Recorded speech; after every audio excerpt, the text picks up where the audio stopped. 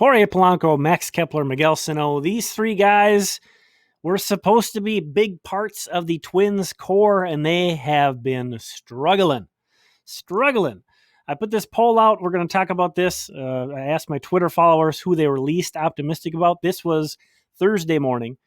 So a little more developments have happened since then. One of them, Byron Buxton, is now injured and not expected to be back anytime soon. So I wanted to talk about this a little more now, especially because the Twins desperately need these guys to step up and be closer to who they were in 2019.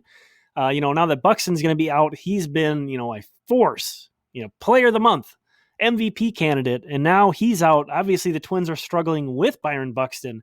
Now, without him, it's kind of a gulp situation, and no Kirilloff right now either. Of course, they called up Trevor Larnach today, so that's pretty cool to see, pretty exciting.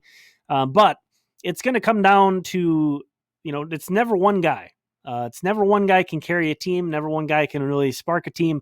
These guys got to get it done. These guys are the guys who the front office extended. These are the guys that got the long-term commitments from this front office, and they are not getting the job done so far in 2021.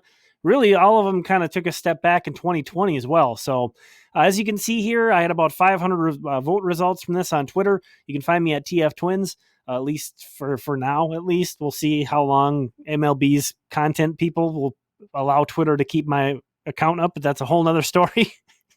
But as you can see, I asked who you were the least optimistic about to people, and Miguel Sanó kind of ran away with this thing a little bit.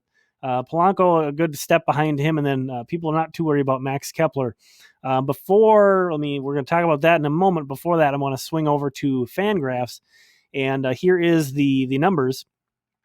This is from 2020 to 2021. So I wanted to get a little bit of a bigger sample to look at. This is still obviously, somewhere around a half season or so. Not too big of a sample in traditional sense. 2020 threw everything off so much. It is hard to sort of recalibrate to the 162 game season, but this is plenty enough to look at, in my opinion. We got over 270 plate appearances for everybody. And, I think the easiest snapshot stat in terms of offense is WRC plus. 100 is league average.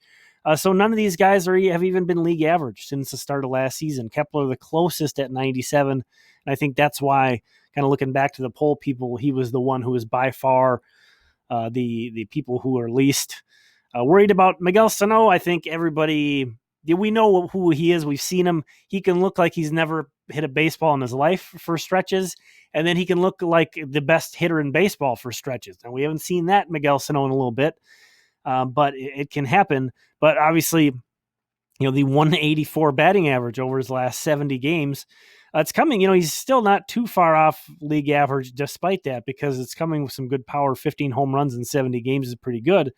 But his floor is, just who he's been has almost been a 42% strikeout rate. So I get why people are least optimistic about him turning it around, I guess. But I think at the same time, he has the highest potential upside probably of any of these guys in terms of if he can get rolling, if he can get hot and maintain momentum, and Jorge Polanco, who, he was got more than double the amount of votes that Max Kepler did, but still a decent amount behind Sanó. He's been horrible. I'm recording this on Friday. He hit a home run in the second inning, so that's great to see. But he really has been awful. And, we can kind of blame some of 2020 probably on that he had a couple bum ankles. And then, who knows, maybe that's you can blame that a bit on how he's come out here in 2021. But 241 average, that's the highest of these three, but a 293 OBP and then a 338 slugging percentage. Ugh. Just no power coming from Polanco at all.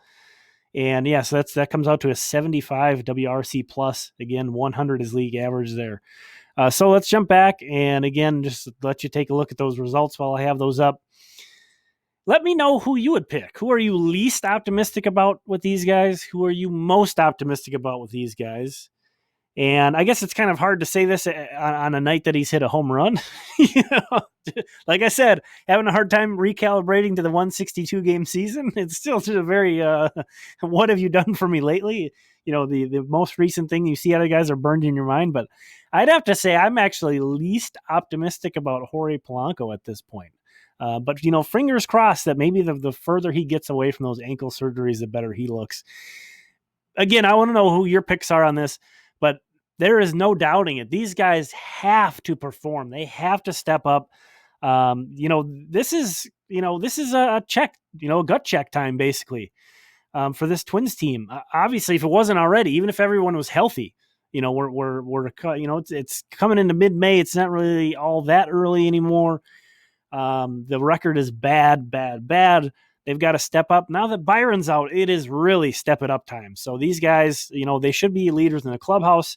These guys should be the guys setting the tone. These should be the core players of this team, or part of the core of this team, along with others. You know, Mitch Garver's another guy could have thrown in that mix, but he's, you know, not as much of a guy who's you know, been invested in terms of getting a long-term extension yet. But he's certainly, you know, there's no shortage of other guys you could throw in this mix. But these three really stick out to me even before Byron went down. Now that he is out and going to be out for some time, the microscope's really on these three dudes. And if they continue to play the way they have, it's hard to get too excited about the Twins beyond maybe 2021, because these guys are going to be around. You know, we'll see. We'll see what happens. There's nobody has an infinite leash, but it'll be interesting to see how it goes. Rooting for all three of them to turn it around. But who are you least optimistic about? This has been Tom. Thanks for checking this out. We'll talk again soon.